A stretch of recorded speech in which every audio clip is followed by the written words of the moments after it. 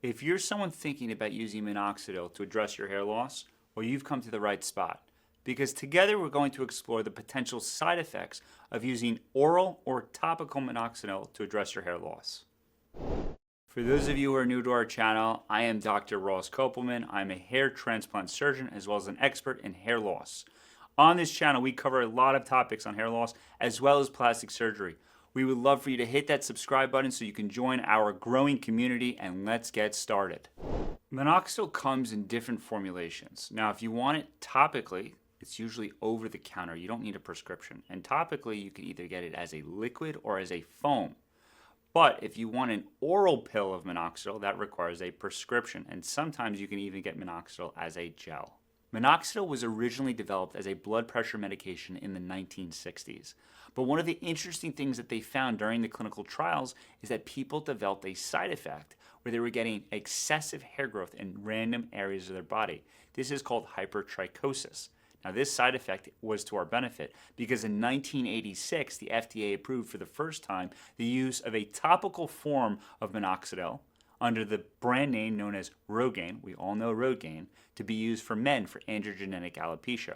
It was later then approved in 1991 for women as well to treat hair loss. Let's first talk about topical minoxidil. And one of the benefits of topical minoxidil is that you apply the medication specifically to the areas where you're experiencing hair loss. Now, there are two forms of topical minoxidil, liquid and foam. One of the downsides of the liquid formulation is that it's compounded with propylene glycol. It's an alcohol. And because you're applying this on a very frequent basis, you can cause an irritation to your scalp, which is called contact dermatitis. Therefore, my recommendation is to use the foam form of minoxidil because it's not compounded with propylene glycol. It's less likely to cause a contact dermatitis to your scalp. Now, if you do develop a contact irritant dermatitis from using the liquid formulation, my recommendation is stop that for at least a week before you switch over to using a foam formulation. Now, it's possible you still can develop a contact irritant dermatitis from using the foam formulation. In that case, using topical minoxidil will not be an option for you. Other potential side effects of minoxidil include unwanted hair growth. How does that happen? So if you apply the minoxidil to your scalp and you rub it in and you forget to wash your hands and you touch your cheek or your eyebrows or some area of your body, you can actually stimulate hair growth. The other potential side effect that I hear sometimes from patients is that they're getting worsening migraines. And that's possible because, remember, minoxidil originally was used as a vasodilator. So you are increasing the size of the blood vessels, and that can worsen your headaches. Less common side effects are getting palpitations as well as developing weight gain. And then there's a very common question that patients ask me all the time. Should I expect shedding after starting minoxidil? Is it a side effect? And the reality is, no, it's not a side effect. I know it can be scary. You think you're losing your hair because hair is falling out after starting a hair loss medication, but this is the exact type of effect that we want to see. What's happening is the old hairs are falling out, and the minoxidil is actually working. It's pushing those old hairs out, and it's pushing hair into the growth phase. We want to see that reaction. And this takes anywhere from 4 to 8 weeks to happen. That is what you want to see when you're using minoxidil. Now, I do want to preface something. When you start using topical minoxidil, or even oral minoxidil, you have to be patient. You're not going to see results overnight, and that's one of the biggest failures that patients have when they start hair loss medications. They get frustrated. They're using it every single night. They're taking a pill. They're topically applying minoxidil, and they don't think they're seeing results. It takes months to see these results. So be patient. And yes, hair shedding after applying topical minoxidil as well as oral minoxidil is normal.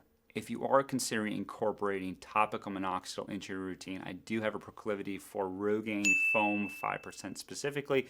This is safe for both men and women, and my recommendation is to apply this once a day. You can apply it twice a day, but I think if you apply it too often, you can cause that contact dermatitis.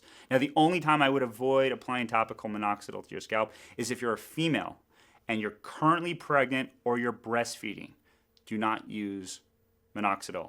The other thing you should be aware about is that when you do have kids, make sure to wash your hands, because if you touch your newborn anywhere on their body, you potentially could stimulate new hair growth. It's not harmful to them, but it's something to be aware of. Now, when you do apply this, make sure you apply it to your scalp. This is not a hair treatment. This is a scalp treatment.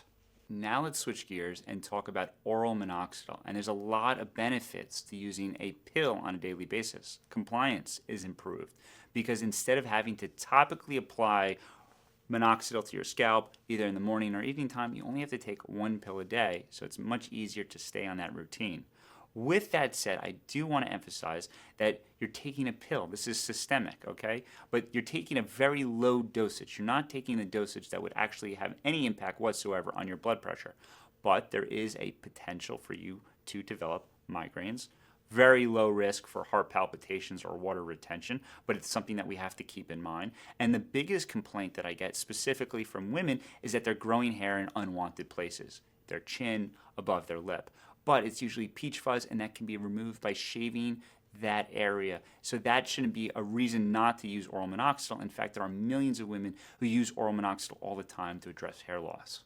Now, if you're someone who did experience side effects from using topical minoxidil, and you specifically had the contact irritant dermatitis from the propylene glycol, when you switch over to oral minoxidil, those side effects should completely dissipate. Now, with that said, the only time I would not want you to be on oral minoxidil is if you are a female and you're currently trying to get pregnant, you're pregnant, or you're breastfeeding. Other than that, oral minoxidil and topical minoxidil are very well tolerated medications used by millions of people, both men and women around the world. We talked about minoxidil topically as well as orally.